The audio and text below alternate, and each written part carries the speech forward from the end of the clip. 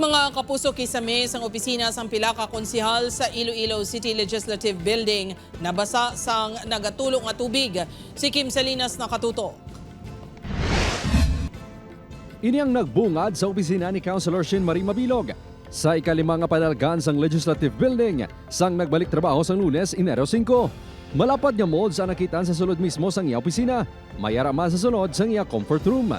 Gilayon sinigin report ang nakita sa Office of the Building Official kag City Engineer's Office. Moist halin sa air condition ang ginatulo rason sa pagkabasa sang kisame. Ang ginapahayag sang OBO, CEO kag kontraktor suno kay Councilor Mabilog. Apang water leakage ang pagpati sa konsehal sa natabo. Ang molds gani masakit gid siya sa tutunlan. Nabahala kita para sa akon hindi ini normal.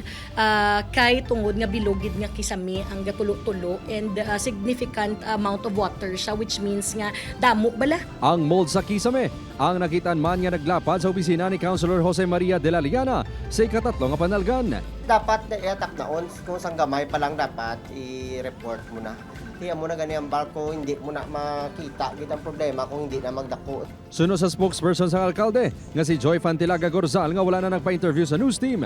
Gilayon niya kayhoon sa kontraktor ang nabasa nga kisame.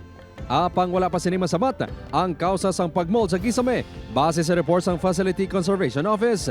Magluwas sa pagkabasa sang kisame, parayon sa gihapon ang konstruksyon sang elevator sa pila ka floors. Suno kay Fantilaga Gorzal, wala pa na fully turnover sa Iloilo City LGU ang proyekto. Parayon pa ang liquidated damages sa kontraktor.